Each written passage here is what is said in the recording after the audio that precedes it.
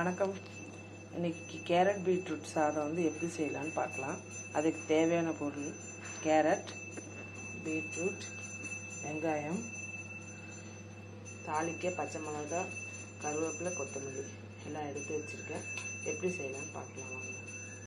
Beetroot எப்படி திருவி வச்சுக்கலாம். பீட்ரூட், கேரட்டு ரெண்டையும் திருவி வச்சுருக்கேன். அப்புறம் வெங்காயத்தை கட் பண்ணி வச்சுருக்கேன். இப்போ பீட்ரூட் கேரட் சாதம் எப்படி செய்யலான்னு பார்க்கலாம் வாங்க.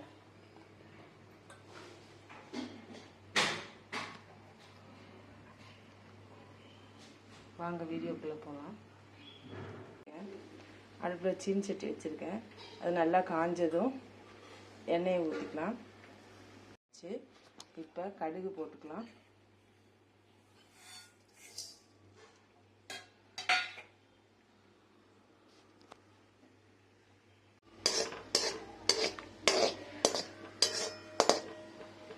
கடுகு நல்லா வெடிக்கணும். கடுகு வெடித்ததும் உளுத்தம் பருப்பு சேர்த்துடலாம். கடுகு நல்லா வெடிக்குது. இப்போ உளுத்தம் பருப்பு சேர்த்துக்கலாம். உளுத்தம் பருப்பு நல்லா வெடித்ததும் கொஞ்சம் வெங்காயம், 2 வெங்காயத்தை கட் பண்ணி வச்சுருக்கேன். 2 பெரிய வெங்காயத்தை அதை இதில் சேர்த்துக்கலாம். நல்லா பொன்னிறமாக வணக்கணும்.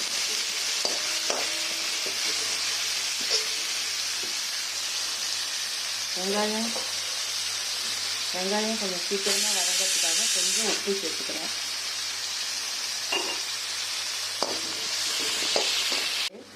இப்போ பச்சை மிளகாயும் கருவேப்பிலை, கொத்தமல்லி இதை சேர்த்துக்கலாம். அதோட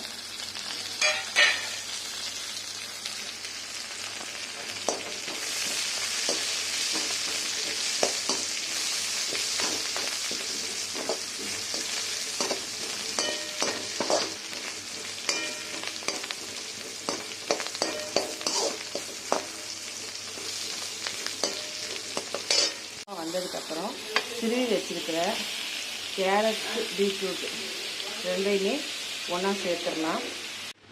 இப்படி மிக்ஸ் பண்ணியாச்சு. மிக்ஸ் பண்ணி எல்லாத்தையும் ஒன்றா கலந்து விட்டுட்டேன். இப்போ கொஞ்சோண்டு மஞ்சள் பொடி சேர்த்துக்கிறேன். இப்போ கொஞ்சம் உப்பு சேர்த்துக்கலாம் தேவையான அளவு காய்க்கு.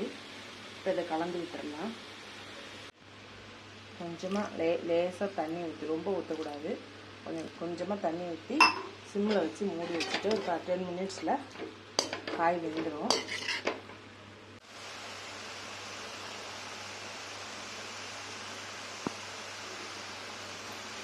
காய் நல்லா வெந்துருச்சு. பாருங்கள் எப்படி நல்லா இருக்குன்ட்டு. இப்போ சாப்பாடை தூக்கி அதில் காயில் போட்டு கலந்து விட்டுடலாம்.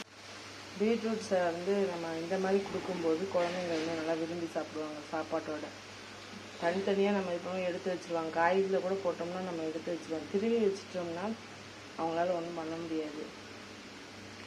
இது ரொம்ப நல்லாயிருக்கும். ட்ரை பண்ணி பாருங்கள்.